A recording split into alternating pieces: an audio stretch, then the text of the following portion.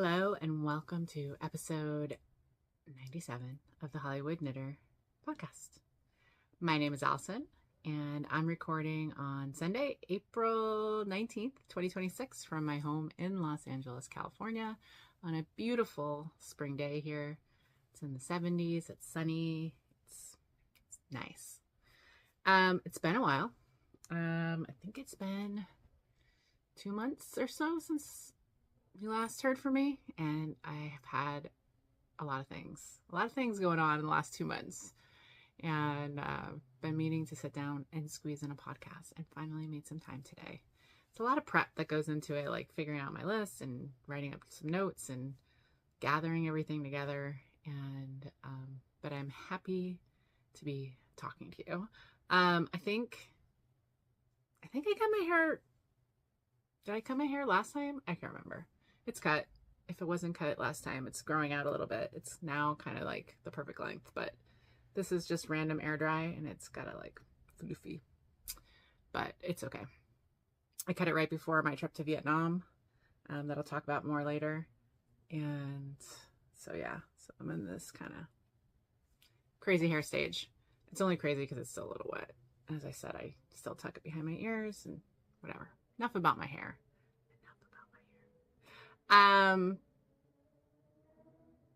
Let's get into FOs. I'm gonna start with the 2 FOs I don't have. So, as you guys may remember, I went on a big international trip to Vietnam. I'll talk about it a little bit more later. It's 2.5 weeks. It was amazing.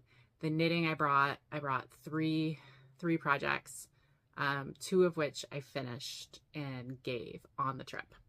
So my current favorite project to knit on one of these trips is a Musselburgh by Isolde Teague.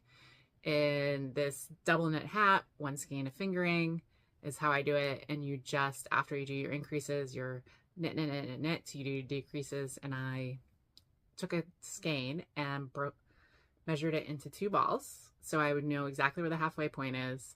And that's what I primarily knit on. Well, one of the 2 things I primarily knit on when I was there. And so this is the finished object. And as I finish this sock, which was in Lane Yarn Super Sock, it's a 75/25 in Madrid that I don't remember where, I think I picked it up at Stitches West in 2022. It's 460 yards. I used every bit and then some, even though I totally divided it in half. I think I went a little beyond. I must have went a little beyond, because when I got to the end and I did the decreases, or I didn't start my decreases soon enough, I was about 4 rows short. Luckily, I had in my little toolkit, I always have like a little tiny bit of spare yarn, and it happened to be a color that matched perfectly with this. It was like a pinky purple. I did it in there. Couldn't even tell that it wasn't the same yarn because there were so many colors in this yarn. And while I was knitting it, of course, my whole tour group saw me knitting it. And I said at the end, whoever claims it, or wants it, that's who will go, or will go to charity. And one of the nice women on the trip, Kelly, she was like, well, I would love a hat to walk my dog in. And so I was like, it's yours. So I finished it the last day of the tour, or the day before the last day of the tour, and got it done just in time. And I took a picture of it in the lobby. And then she since sent me a picture with her in it. But yeah, so that was one of the projects I knit on. It was, as I said, it is great mindless knitting because you're just doing it. I do it on 16-inch circulars after I do the increases, and I do bring a long circular to do the decreases. So that's a magic loop, the beginning and the end, but then the rest of it is just, circle, circle, circle, stockinette. So this has worked out really well. This is the 2nd time I've done this, and I think I will keep doing it for travels because I like to make hats. I have lots of fingering, lots of cool colors, and it's an easy social knitting or walking knitting, or take out, dump in, and a few stitches, long stitches. It's just great. So that was the Musselburgh by Zola Teague. The other project that is also a tradition when I do these international trips, specifically with my brother, is I make him a pair of socks. So he was out here to see me a few days before we left. We flew out of LA to go to Vietnam, and I had him pick a skein of sock yarn. So he picked 716 knits. You can't trade magic like FM Pokemon cards that I picked up at Zombie and Apocalypse in 2024. And that's this picture. And I knit on those socks for him and finished those actually the last day or so when we were in Hong Kong. Because we were in Hong Kong 2 days after, or yeah, for 2 days, 3 days after the trip. So this is the new tradition for him. These are just toe-up socks. I did a Flegel heel only because I had just finished the next pair of socks that I'll show you. And I had the pattern, so I tried the Flegel heel. I don't think it particularly works well for him. I actually had to reknit the heel, the first sock twice because it was too long. So I had to shorten it up. But again, I tried it, but it's not my favorite heel. It's not my favorite heel. So, but it was a heel I did, and he tried them on, as you can see, and they worked well. So those are the two socks that basically as soon as I finished, they found their new homes, which is great. And then the next pair, the next thing I finished, I have Apple. She's sitting next to me too. This is normally her bed, and she's sharing with me to let me do this today. But the other pair of socks that I started in February, and then I finished them when I came back. I'd finished most of them, but then I had to do. But I wanted to do the Ooey Gooey socks by Andrea Mowry. So this, the yarn is Lola Bean, Sprout, and Zombie Express. So this was a special colorway for the Zombie and Apocalypse retreat in 2021. And then they came with the orange mini, or I think you got to pick the color mini, and I picked orange because I love orange. And so I did the Flegel heel. Now, and this has that Flegel heel. That's why I did it on my brother's socks. But as I said, I don't think this fits either one of us particularly very well. But so I love this kind of sock. I don't like it on the sweater, but I really like it in the sock. The little color work and then the little welt, which is a little bit of a pain in it, honestly. Have you seen these? That's actually a welt where you do a few rows and then you knit together to basically pop out some stitches. And then I had the reason this took me a little long is because I ran out of this orange. Technically, the first one I did it orange. The ribbing was all orange. And then when I did the second sock, of which I don't know which one's which, I ran out, and so I couldn't get all the way. So I ripped back and measured, and I kind of just changed it because I had lots of the main color left, and made it so that I had enough of the orange to stretch, and I was happy with how this looked. And yeah, so these are probably going to be for me, actually. I don't keep a lot of socks these days that I knit, but I really like these. I like the yarn. I like the colors. I don't have a lot of color work kind of socks. It's not something I gravitate to because it does take more thought. This one I liked because it was like, okay, yeah, this requires more thought, but then mindless, and then, yeah, some more thought. But it's beautiful yarn. Great pattern. Andrea Mowry, of course. And she, in her pattern, I think she does an option for toe up and for cuff down, which is nice. I do prefer to knit all my socks toe up. I can knit cuff down, but every time I do it probably once a year, maybe I do one of my socks cuff down of the, 15 or so pairs I make. And it's just not my favorite method. So I continue toe up. But yeah, so the Ooey Gooey socks by Andrea Mowry. Then the other thing I got on a kick too, are hats. So I knit the Hema Fluffin by Isabel Kramer, and I did Pearl Soho, and I had leftover. And so, you know me, I love to use my leftovers. So I had put into my queue the Pearl Soho free pattern. If you're not familiar with Pearl Soho, their yarns, they're an online only now vendor. They used to have, I think, a store in New York, but their warehouse was actually in Southern California. I had mentioned I had gone to their warehouse sale last summer. And anyways, so I picked up Pearl Soho, and I had like a whole skein of the linen quill left from that sweater. And I had some mini colors left over. And so I wanted to use up that one skein because, you know, one skein of fingering is kind of tough.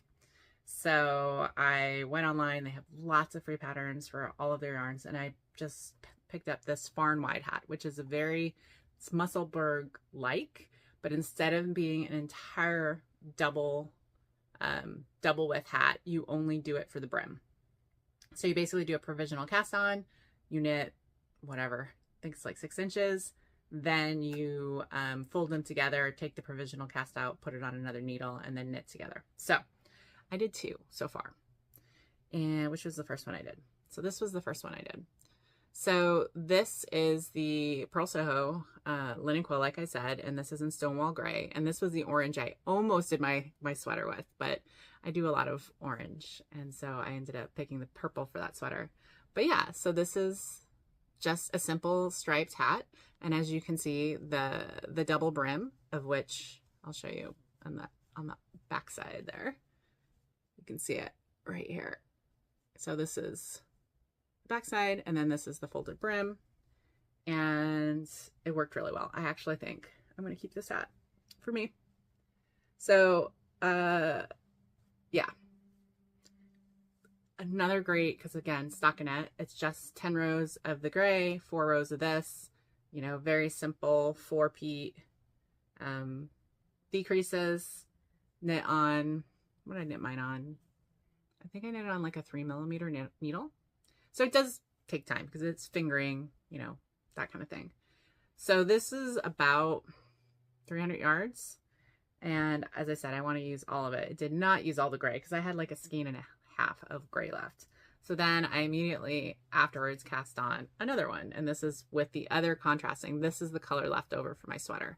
So this one will be a gift probably. I'm actually thinking to see if my mom wants to take it for when we go on the cruise to Alaska, and have this be her hat. Because I like, you know, it's not super hot because it's got the double brim just around your ears, but it's not totally double. And then I still had more left. And so you'll see it in my whips. So that is the Far and Wide hat by Taylor Harris. It's a free pattern on the Pearl Soho website. Look how different that gray looks. It's the same gray, I swear, but it looks very different with the purple versus the orange. So crazy. I mean, it was probably 2 different skeins too, you know, the leftover, but yeah, I mean, it is the same color. I'm like double checking. It is the same color, but it looks so different versus the orange and the purple. So cool versus warm. The other thing I cast on, and this was not a mistake, but I had brought and was like, okay, for the plane ride to Vietnam, which was, what were we? 12? No, longer. 12 to 14 hours to Hong Kong. I think it was 15 hours to Hong Kong, and then we had a layover, and then we had another 2.5 hours to Vietnam. I was like, oh, I'll have all that plane time. I should bring a more involved knitting project, something with lace or whatever. And so I cast this on, which it ended up being a beautiful project, but most of it was not done. And this is the Dewdrops scarf by Lisa Hannes. And this is one of my Make 9s this year. Look how beautiful this is. This yarn, super scrumptious. It is Ula and Leah Fingering Cashmere in Charcoal Gray. And this was a 1 skeiner that I had, so it's 400 yards.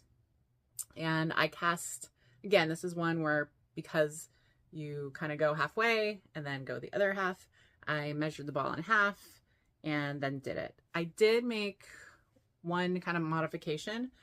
How they kind of did it, or how she does it, is she basically increases all the way to a high point and then decreases. So it's more like a diamond shape. But I knew I wanted to stretch it out, and I wanted it long, and I didn't want it too wide because I was trying to use all my yarn. And so when I got to about 12 inches, and not that I measured it at the time, I just, you know, eyeballed it, I stopped the increases. And so there's a section in the middle where it's all straight. So yeah, that is this. As I said, I brought it on the plane and then forgot, because it had been a while since I did like a big international flight, that, they keep the lights off. Like, one, we were in economy. So I was in the middle. I was always in the middle because I'm a great sister. And I let my much taller brother take the aisle or the window or whatever he wanted. So I was the one in the middle for every flight. And they feed you and then you go to sleep, or they keep the lights off. So if I were to be keeping the lights on to knit, I would be disturbing. I wouldn't care about disturbing my brother, but the person next to me who's trying to sleep, like, yeah. And I was trying to get some sleep. So it was, I mean, once I got it memorized, when I got home, it was super fast, super easy, but it was not the right choice for me to bring on the plane as plane knitting. I really need to just keep that be stockinette and something easy. So for this, I was happy with the size. As I said, I then didn't really knit on it almost hardly at all the whole time. And so, yeah, but I did, when I came back, I did make it I wanted to finish it. And I mean, as I said, I love it. This cashmere, this is a Kickstarter that I've backed for 6 years now, 7 years. It's a guy who lives in Mongolia, and he sources all the fiber, he sources the color, and he's been doing it, and you could totally buy it online. It's very economical.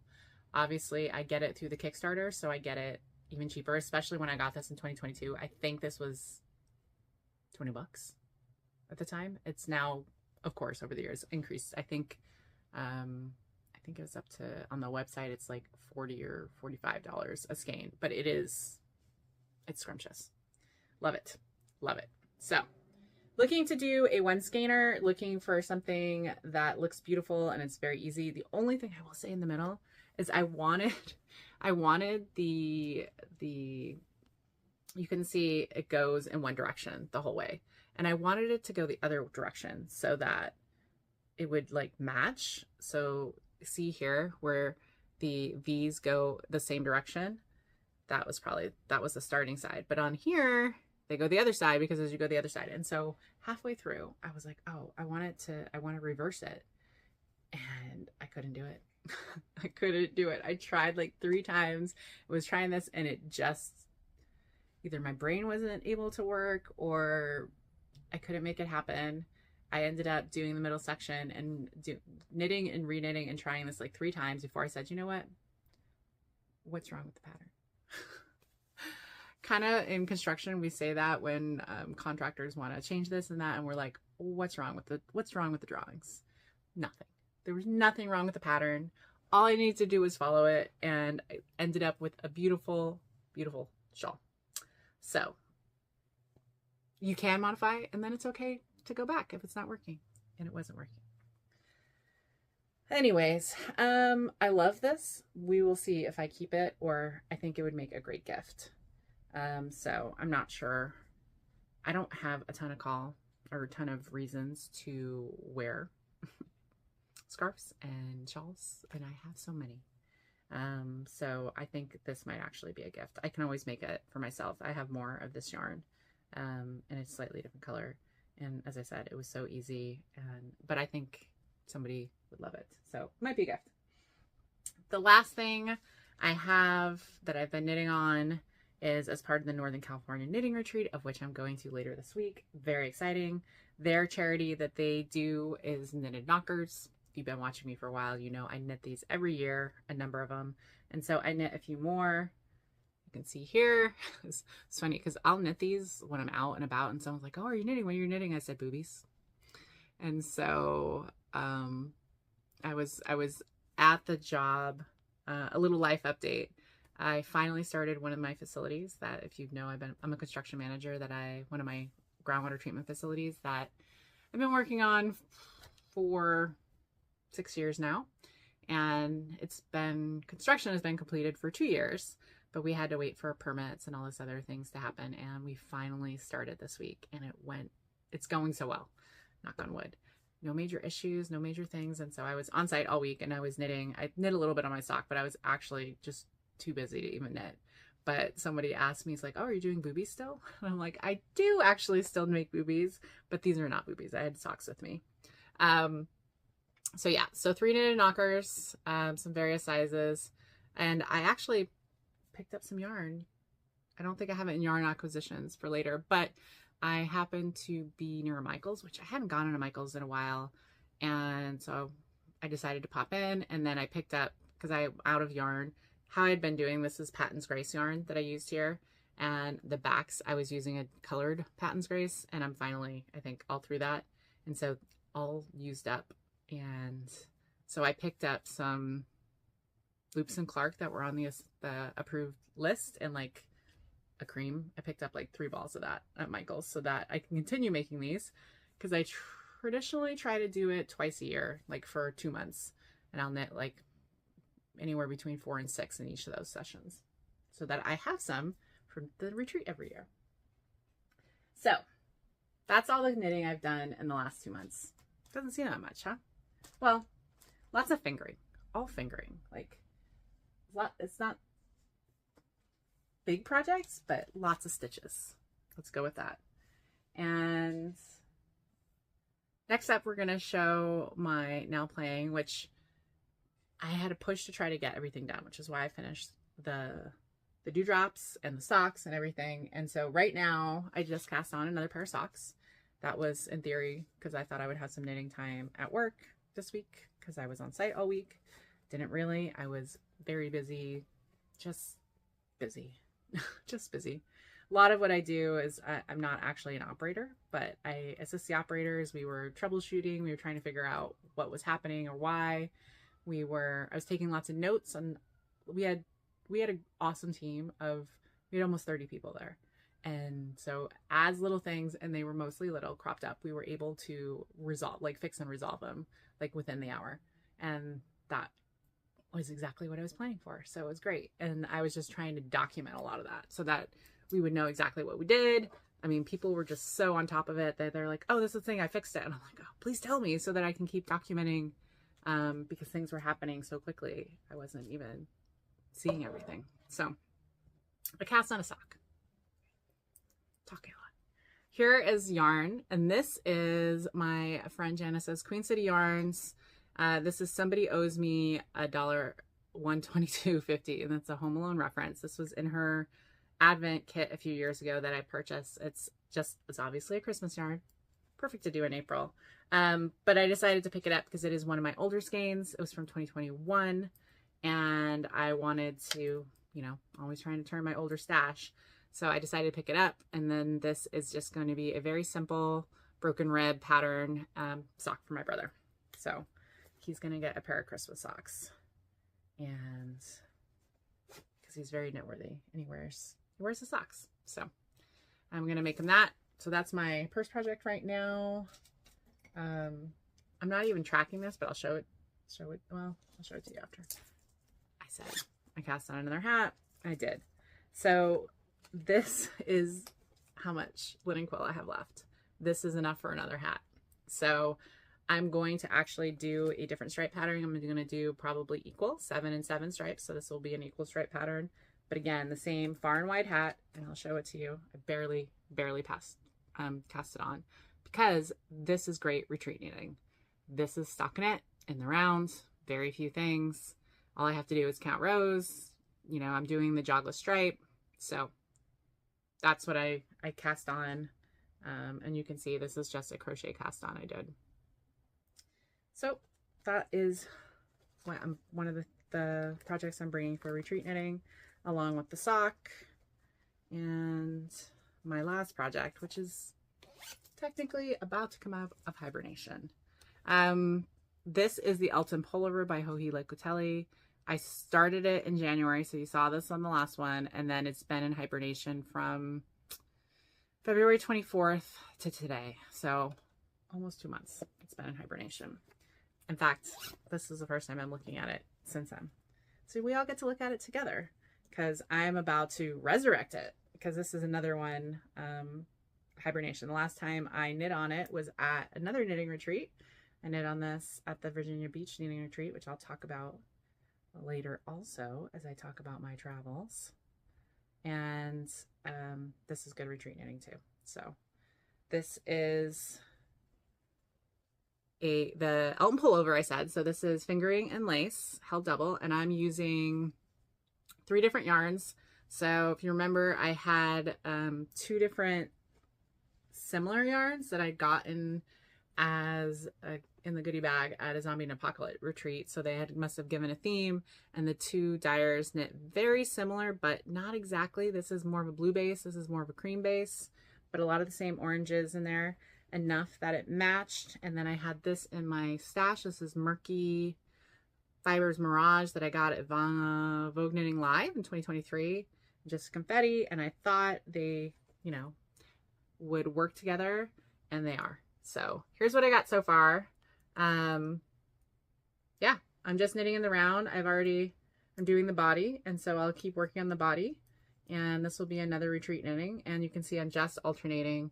You can kind of see in the color, the blue, the more bluey one, the cream, the more bluey one, the cream. And I'm just kind of going and holding them down as I go, I think. Yes, I'm just carrying them down there. So working well. So this is still on the needles. As I said, it's been in hibernation, but it's going to come out and be my retreat knitting this weekend or next weekend. And then the last little thing I've done is one of my upcoming trips is the Grocer Girls Alaska cruise, the one in May that they're doing. And our teachers are Kate from Spin Cycle and Andrea Maury. And so my homework, and the Grocer Girls. So I finally got, not finally, but I pulled yarns for homework. I have to do a big swatch for the Grocery Girls. I think we're going to be doing some embellishment kind of things. So I've cast on I have to do a big swatch of like a 6x6. So I pulled a mini I had of, I don't know, DK something, and I'm just doing that. And then the other thing I have to do for Andrea Maury's class, which we're having a Seeking class, is I have to knit in the round, which is what this is. This is going to end up, I guess, being 2 coasters that we're going to reinforce and then steek there. And I pulled out Cautiva. I did a sweater from this. It is Cautiva. It's 100% wool Dreamers. So it should hold well. And yeah, it's a simple-ish color work pattern. And I just have to do that in the rounds and then bring that with me to the cruise. So that's also on my kind of knitting, not carrying it as an official whip, but it is something I'm doing. That is all of my projects, FOs, and whips. Now we're gonna get into kind of gossip, stash enhancement, my travels, things like that. So I have had a little bit of stash enhancement, so we'll start with that a little bit as we talk through. Let me pull it.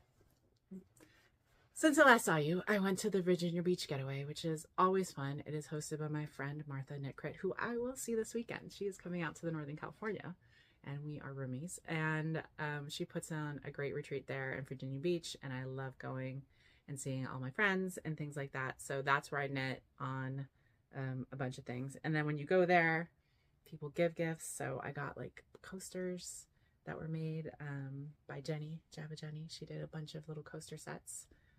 So cute, little crochet squares. Pam also is an amazing gifter, and she made pot holders. So I have a great pot holder that I'm going to put in my kitchen now. It's been sitting in here waiting for me to talk to you guys. And then there were some generous people who put stuff on the D-stash table, and yeah, I'm a sucker for some D-stash. I've not got to stop. I'm just, yeah. Some yarns that I picked up because I thought they were beautiful. This is Wild Hair, and this is a self-striping, and I think it's Batman. Yeah, no. And I thought this would make a great color for a guy's kind of sock. So I picked it up. Another one I picked up because I just thought it was really cool, beautiful. And this is Thirsty Cat Designs. So it's just blues and greens that I really like. And then is that a fingering? Because that might go in, yeah, that's a sock. That might go into one of my scrappy sweaters I want to do. Another one I picked up, Dying for Art, at the beach, one of a kind. I like the colors. Lollipop yarn with the little mini skein. She used to come to this retreat, and so I've actually, the former dyer, because it's now been sold. She closed it and sold it, and I don't think they're actually operating or making yarn anymore, but she was always fun, and so that's a fun color. And I like to pick up colors that, these aren't ones I would necessarily gravitate to. If I'm buying, you know me, I'm gonna buy oranges, I'm gonna buy greens, that's what I'm gonna go for. So forcing myself to get sock colors specifically so I can make socks for other people is great. And then the other thing I got is this was out there because people are super generous. And this is Stormy Skies. This is Lavender Loon. It's 100% superwash DK weight, and there were 3 skeins. Someone had already done this up, and so I picked up 3 skeins with the idea maybe I can do like a vest or something. That's what I'm thinking. I think that's what I put in my queue. So that's what I got, because people put nice stuff out there. This inspires me on the retreat I'm going to this weekend in Northern California. Same thing, they have a great de-stash table, and I don't always get to, this is the only retreat I get to do this because I drive down, or drive up actually. It's in San Juan Bautista, which is about an hour, 45 minutes to an hour south of San Jose. I've flown some years, but I actually like to drive so that I can bring stuff as opposed to be very limited by flying, which I am at these other retreats. And so I'm going to bring, and I just kind of, I'll put it together. I have some sweaters I want to try to rehome. I have some brand new socks that, you know, I have too many socks that I'm going to try to rehome. That worked really well when I brought some last year. They all found homes. I have some yarns, kind of similar like this, of just some yarns that are in my stash that I've gotten through, things that aren't my colors, but they're beautiful yarns. So I have some full skeins that I'm getting out of my stash, and some needles that I don't need. I am entirely switching to ChiaoGoo, and I've been a ChiaoGoo mainly person for a while, but what I decided to do is actually get a kind of complete 16-inch fixed circular set, and also the larger tips for pretty much US, what is it, US 9 to 11. Bigger than that, I have knit picks and old ones if I ever do that, but it hurts my hands a lot. And so I recently did 2 orders to Smartisans. It was just someone I found online. Great. I think they're out of Iowa, maybe? Midwest somewhere. And small family owned. They have like a lot of, they carry everything for ChiaoGoo, everything. And so I did 2 orders where I got needle tips, I got, you know, cords, I got the fixed circulars I wanted. And they were very fast. They were very personal. They sent me a personal email, write a personal note. We're a family business. So if you were looking for ChiaoGoo anything, I do recommend Smartisans, smartisans.com. They were really, really wonderful to buy from. But as a result, I'm getting rid of like some other circulars I have that are Knit Pros or whatever. Just, you know, some of that stuff. So yeah, so it'll be nice. So I have, you know, bags of stuff to bring up, and hopefully we'll find new homes for some of the stuff. I've actually been pretty lucky. Like every time I bring something up, all of it finds new homes. But if it didn't, I just bring it back. And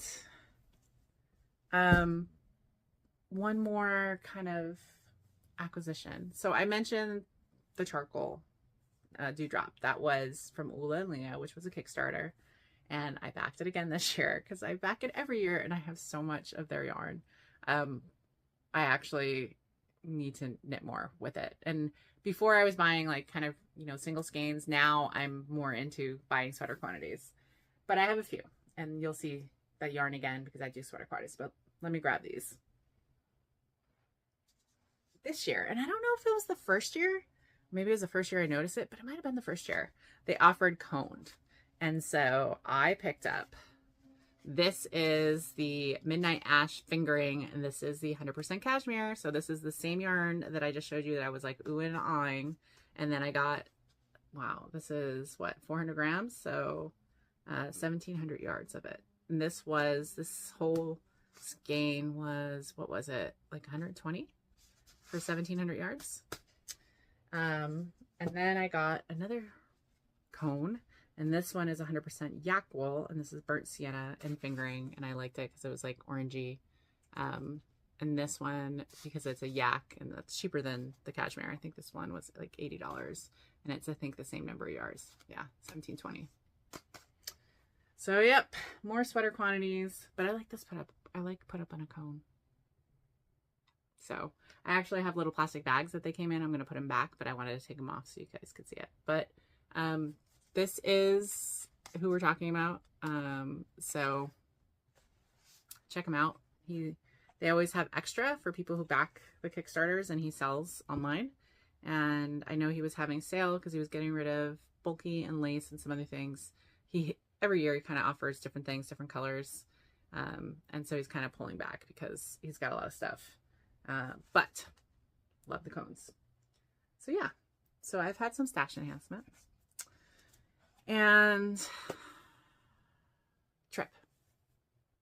So Virginia Beach was awesome. And then I came back from Virginia Beach, and my brother was already here because he flew in on the Saturday. And then we flew out on Wednesday, the 27th. And as I said, flew out of LAX. It was night flight, you know, in the back, a little tight, all that jazz. We flew Cathay Pacific, which was a great airline, but very full, very full. So we flew to Hong Kong and then had a few hours there before we flew to Vietnam, and then just had a great trip. This one was with the Wandering Earl Tours. Highly recommend them if you are looking for small group tours. Their tours are limited to 12 people. They have a guide with you. You do so much fun stuff, and I just love the smaller feeling tour because it's very personal. It's not like on a big bus. It's not this, and you're going. Our guide that for this tour. So I've gone on 3 different tours with Wandering Earl. I went to India in 2017, and my tour guide for that one is Derek, who's actually started the company. And then in Morocco, was that last year, 2024? No, I guess it was 2024. That was with Liz, who is also awesome. And then this one was Sakai. So I think they only have like 5 or 6 guides, and I've done it with half of them, and they're all amazing. They're all amazing. He had done this many times, and Vietnam was just great. We started in, we all flew into Ho Chi Minh City, formerly Saigon. And from there, we were there a few days, and we took a flight up to, did we fly to Da Nang? I think we flew to Da Nang to go into Hoi An, which is on the coast. And so we were in Hoi An for a few days, and from Hoi An, we drove to Hue. We drove to Hue, and we're in Hue a few days, and then from there we drove to Phang Nga, which is in the countryside, and we went to like a UNESCO site, caves, things like that. From there we flew to Hanoi. We were in Hanoi for a few days, and then we did an overnight trip to the bay. Most people do Ha Long Bay, and we did, I think it was Ba Long Bay, which is the bay next to Ha Long Bay, but there's less boats that go there. And it was just nonstop, like so many caves, so much things, so much food. We managed to eat at 5 restaurants that were topped by Michelin, whether they were an actual star, whether they were mentioned in their guides or whatever. Like, we ate good food. We ate a lot of good food. And then you didn't have to, like, some of the people, as they were getting to the end, they're like, oh, I can't eat more Vietnamese food. And so, like, you know, they went off and had an Italian restaurant, which you can get, especially in Hanoi, and get all the things. And it was so good. All the food, I mean, I ate a lot of food, but it was so good, so good. And it was great to have a guide. You do stuff with them. You go off on your own. You have massages. Some people had a lot of massage. I had one massage, and it was fine. It was a $20 massage, which is amazing. But I'm not a massage girl. I really just am not. Like, over the years, I get them every so often, but I don't continuously get them because I don't enjoy them. But my brother enjoys them more. I think he had over the trip, 4, and some of the other people on had more, like every place they went, because you would get like an hour plus thing, nice massage for like $20 US. The dollar goes far there. And it was a great mix of like big city and country. So when we were in Phang Nga, we were staying at the Phang Nga farm stay. It's a farm stay, so it's actually in a small village in the around, and beautiful rooms overlooking the rice paddies.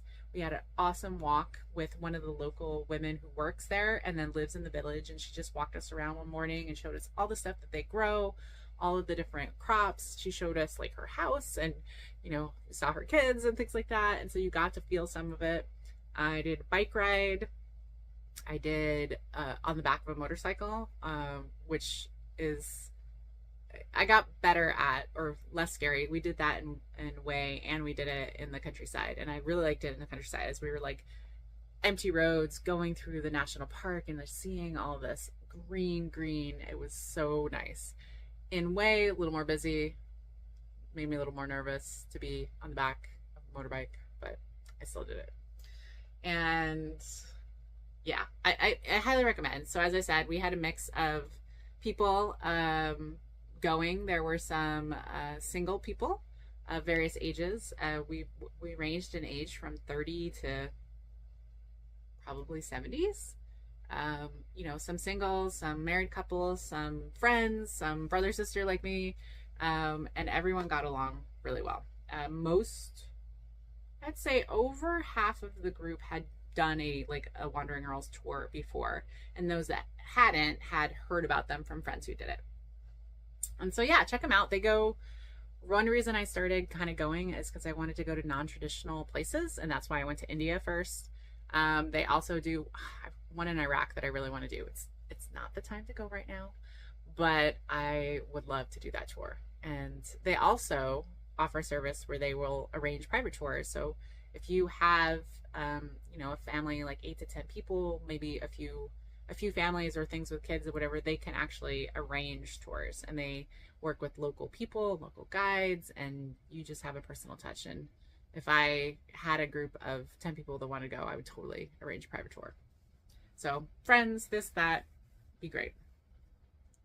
So that's enough about that. I'll link it in the show notes below if you're looking. But and then we're actually my brother and I were signed up for their tour next year to Namibia. So that will be super exciting, super fun. But they do I want to go on their Bhutan tour. I want to do the Mauritania tour. Yeah, but I can't do all the tours because it is a long time to be off of work right now. I have the time, but it is tough to be away from work because, as I've said before, although my jobs keep going, my work does not get done when I'm not there. So I still have to come back and make it up. So the other thing is I came back and I did WonderCon, which is the local comic book convention that I also have been going to for a number of years. It's in Anaheim. It is the same people who do San Diego Comic-Con, and my partner and I go down for the weekend.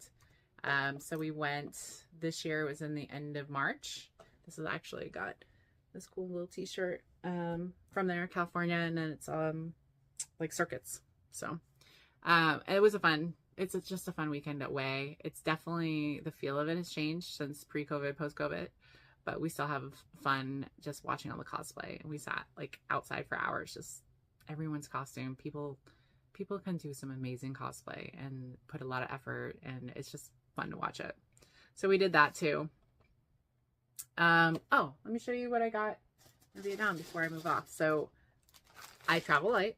I travel with a carry-on suitcase and a backpack, and I don't buy a lot of things to bring back. My brother does. My brother's a shopper when he goes on these trips, but I limit myself significantly, mainly because I'm not big into the stuff.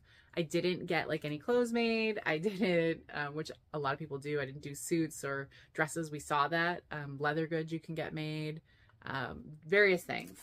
I ended up getting very few things.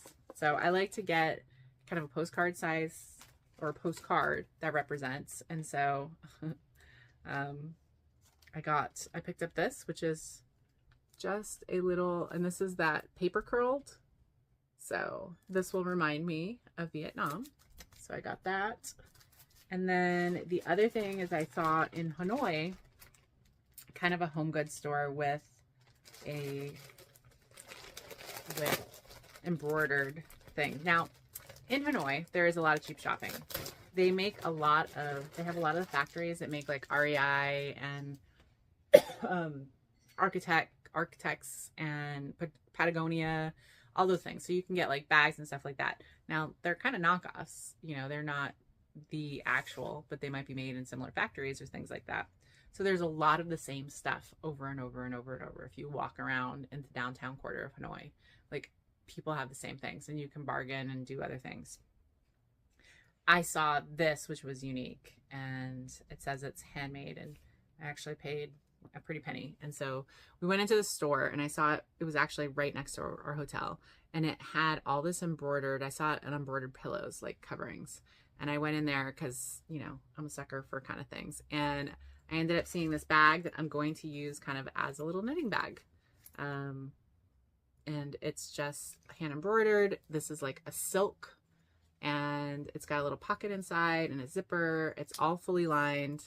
And I just loved the hand embroidery that was on it. So I picked up this as a little remembrance for myself. And I actually should put one of my projects in it now because I should. So that was pretty and pricey for, not pricey for me, but more expensive than some of the other things there. I also got a cheaper version of the hand one, and this was at one of the cheap stores.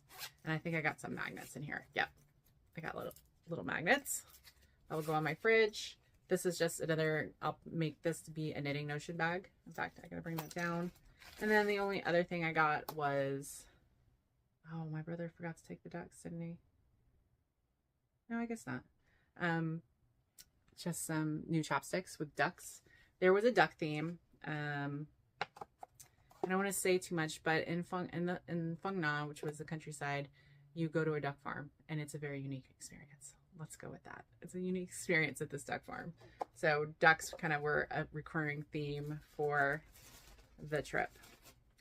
One of the things I've done, and it should be after this, is I put together kind of a video of like pictures and some videos, some short videos. It ended up, because I was gone so long, it's kind of longish. I think it's gonna, I'm not fully finished editing it, but it will probably be at least 10 minutes. So set to music for the most part. If you want to see it, I'll probably drop it in the end after this video. It's already going to be super long, but you know, it is what it is. If you're interested, watch it. If not, don't. And then also at the end, I had gone to Hong Kong, and I haven't talked about it, but Hong Kong was also amazing. We went to Hong Kong on Friday morning, and then we flew out on Sunday. And so we just had a quick 2 days in Hong Kong. We stayed fancy-ish on Hong Kong Island. And then we went to the Big Buddha. We went to some of the touristy, like the cable car to the top of the islands and seeing like beautiful views. We walked around a little bit, went to one of the night markets, and yeah, it was also awesome. I would love to go back and see more of Hong Kong. It was very cool. So I kind of talked really fast, I feel. So now I'll just go into normal lifey stuff that I have on my notes. I showed you all my acquisitions. I have been reading. We'll just go with books today because I have been reading. I did get some audiobooks on my travels as well as some physical books. So I think since last podcast, I've read 23 books. So I'm up to 44 for the year, and mix of various things. My typical, you know, quick romance, all of my series that I do. So I'm going to highlight a few of my favorites that I've done. For mystery crime, I've been reading, and I'm not going to say this specific book, but the Margaret Maron Deborah Knott mysteries have been ongoing series that I did, and I finally finished it because I think the author has actually passed away a few years ago. And so the last book was book 20, and I finished that, and it just enjoyed the series. And I'm pretty sure my friend Holly recommended this one to me. So thank you, Holly. I really enjoyed it. And so I did finish, and it's sad and a little bittersweet to be done with a series. But on the other hand, I have a lot of other series that are very long. And I started some new series that have a lot of books in them. But I just wanted to touch upon because it was such a great mystery series. And I love the characters. Deborah Knott is a judge, and she's in North Carolina, I think. And then her family and just the progression, I love these murder mysteries for the mystery in the book itself, and then the progression of various characters. So you get to come back and meet, and you know, by the end she's married and she's a stepmom and all these other things, and it's great. The other one I wanted to talk about, because again, I don't know if I've mentioned, but I've been reading them forever, are the Donna Andrews series. Okay, she writes the Meg Langslow series, and I'm up to, and she's still doing it. I'm always a few behind, one or two behind, because I like add them to my queue, and by the time they kind of bubble up to the top that I want to read them. But I just finished book 37, and I entirely listened to these on audiobook. And this one was For Duck's Sake. And again, it's just a continuation of a cool mystery with all of these characters. And for her, she's also another one that's kind of, I think she's in Virginia.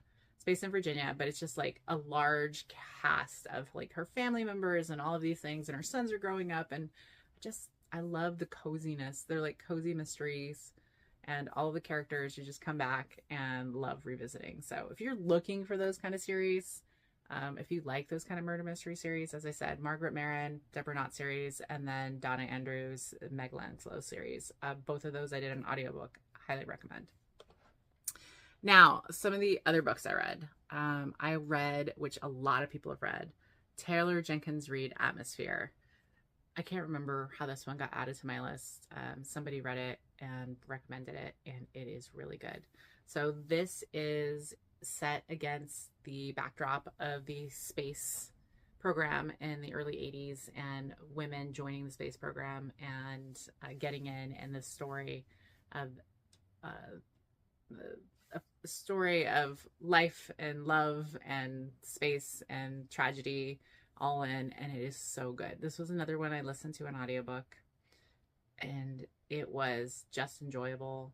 The characters, the history, when you think about it, I mean, I am turning 50 this year, but it's been in this lifetime, and it still is, that women, have been having to fight to be in these jobs, to be included. And we just came back off of the Artemis mission, where we had an amazing, capable woman on it, and people of color, and just, yeah. This is one that I highly recommend listening to or reading if you have any interest in that. And then just the interpersonal relationships and things like that were really great, because you can be, this great astronaut, and you still have family, you still have issues, you still have problems, because we all do. Another one I read is Sarah Penner, The Amalfi Curse. This was a great story told over 3 different points of view, and it is the 1800s of Italy, and it is a younger woman who ends up being a sea witch, and kind of her trials in the village, and then the man that she's dating who's on a ship, and then into the future.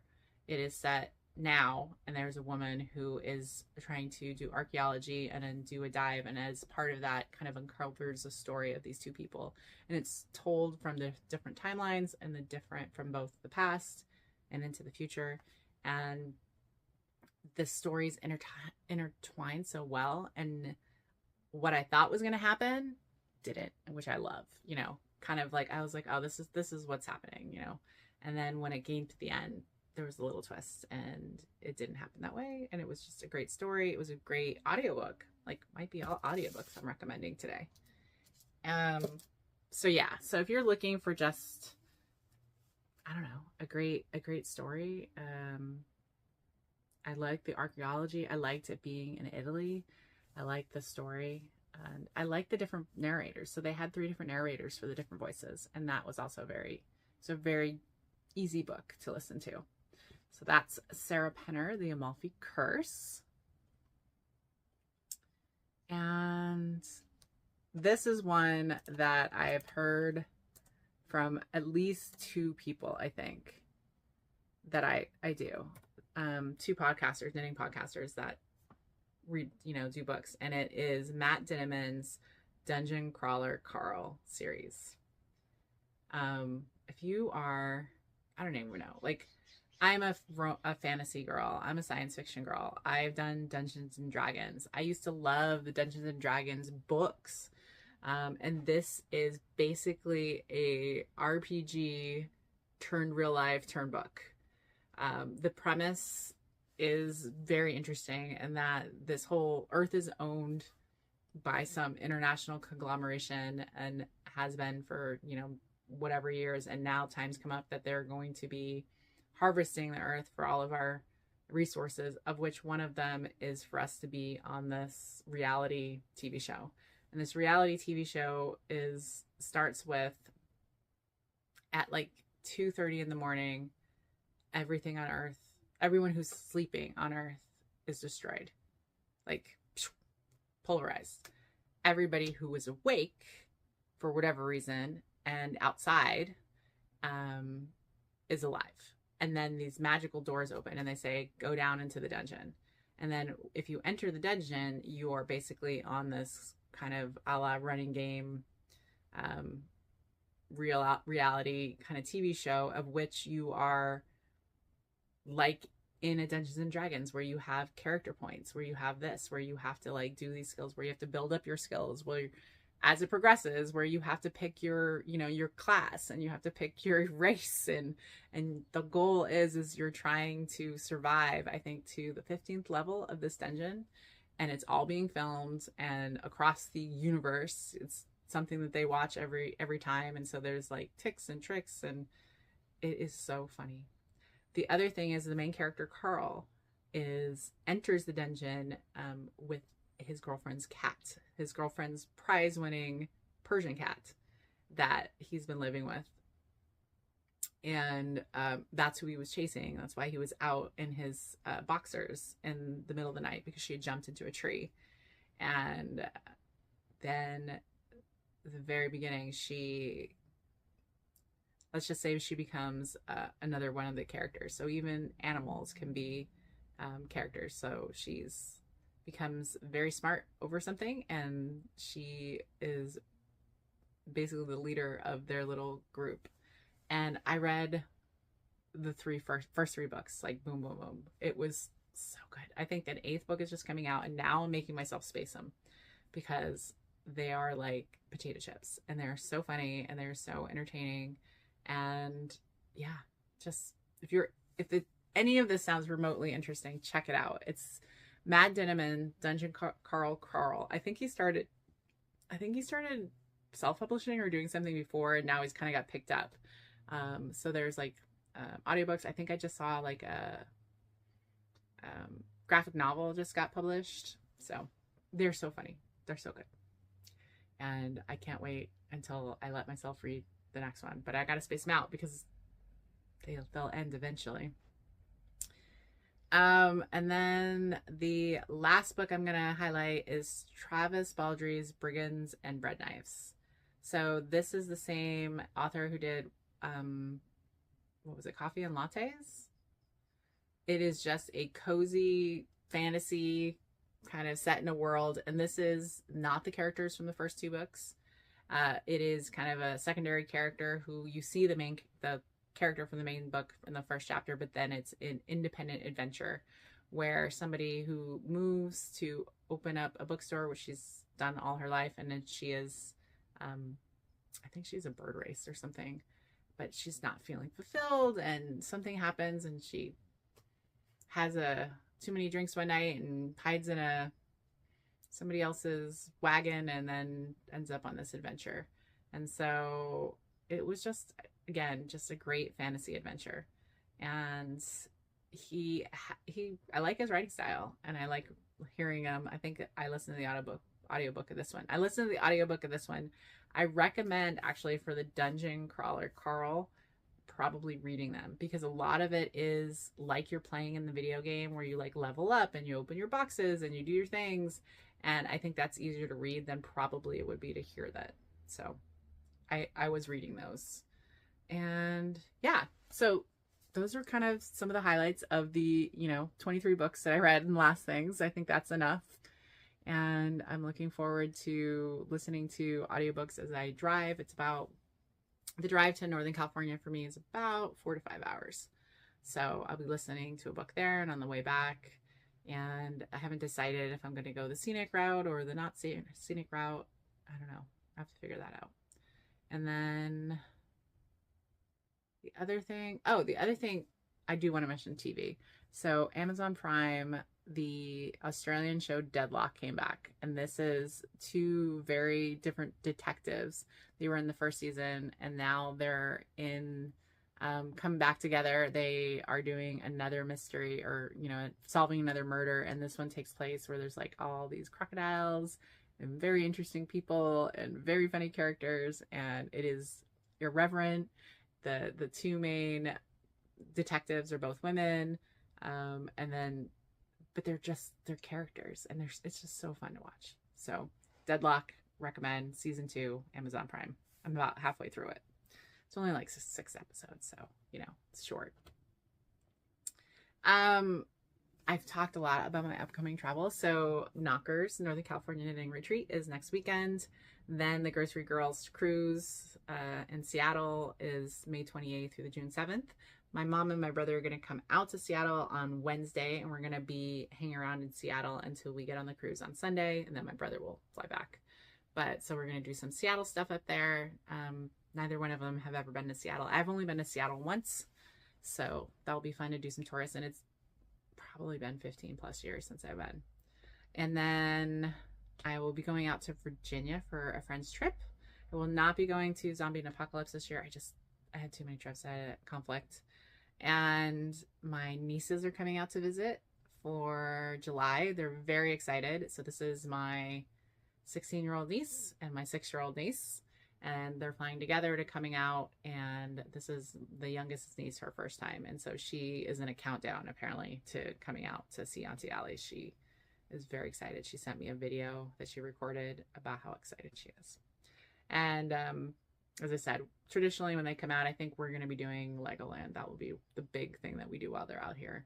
And then, just little things. I usually take the week. Well, not usually. I have to when they're young, take the week off. Don't always take when it's just the older kids. But I'll be taking the week off. We'll be hanging out, doing things.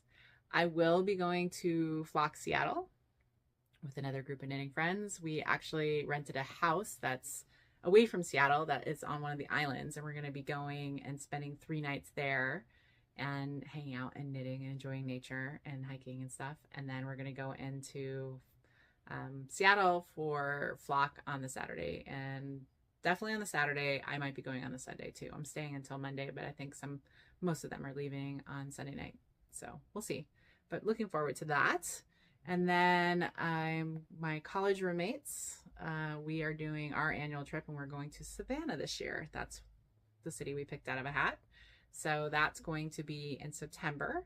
And then Rhinebeck, I will be going to Rhinebeck this year. I try to go like every other year. So I'm currently scheduled to go to Rhinebeck. And then the only other big trip, as I mentioned, is Namibia for next year. I am trying to figure out what I want to do. As I mentioned, I turned 50 this year on Halloween, and so I was hoping to do something special-ish. But the things I want to do with my partner, kind of a cool cruise, and the dates aren't lining up. So I might be doing something for celebrating my birthday, but not on my birthday. We'll see how it works out. But stay tuned for hearing more on that and where I'll end up being. But that's kind of all I have going on. I hope everyone is having a great April. As I said, it's beautiful here. I'm so looking forward to having more time to knit with my friends. It has been a draining week at work with starting a facility, but very exciting that it's going so well, because it doesn't always. And yeah, I'm looking forward to knitting. I'm looking forward to finishing like whips and starting new sweaters. I didn't even talk about like stuff I have in the queue, but I have a large queue. In general, I'm trying to get my queue down, or my stash down, to just kind of fingering, socks, and small projects and sweaters. As I kind of force myself to work through a lot of the old stash, and that's where I have some of these random skeins of projects and stuff, they take up a lot of time when I kind of just want to get to, hey, what I have in my stash is socks and sweaters with occasional hats, maybe. Yeah. So I'm working that way. So I got to knit some more sweaters is all I'm saying. But I like to finish. I'm very monogamous. So I want to finish that before I do the next one. But a lot of my sweaters in my queue are fingering sport weight, and they take a while, or they take me a while. So it'll be exciting to put some other things in there. But yeah, that's what's going on. Thank you all for listening to my rambles, listening and coming back. And I'm sure I'm going to see some of you in Northern California. Sure, maybe I'll meet some of you guys on the Grocery Girls cruise. My mom is very excited to be doing that. And yeah, I look forward to talking to you again, probably, I don't know, May or June. I might wait till I come back from the cruise before my next one. We'll see. Just depends on how busy and if I have enough knitting and things to talk about. But if not, everyone have a great spring into summer. And you can find me as Allison1031 on Ravelry and Instagram, though I never Instagram. I keep saying I'm going to, and I never do. And if you are interested, afterwards there will be a longish video with pictures from Vietnam. Primarily Vietnam. I didn't do one with Hong Kong. I just did Vietnam. I'm going to do a separate Hong Kong little video, and I haven't had time to do it. So maybe that will be in a future, at the end of the future. But if you're interested, stay tuned. If not, feel free to sign off here. That's a wrap from Hollywood, where fantasy meets fiber and dreams are knit. Thank you, everybody. Happy Sunday. Happy spring. Thank you for listening. Bye.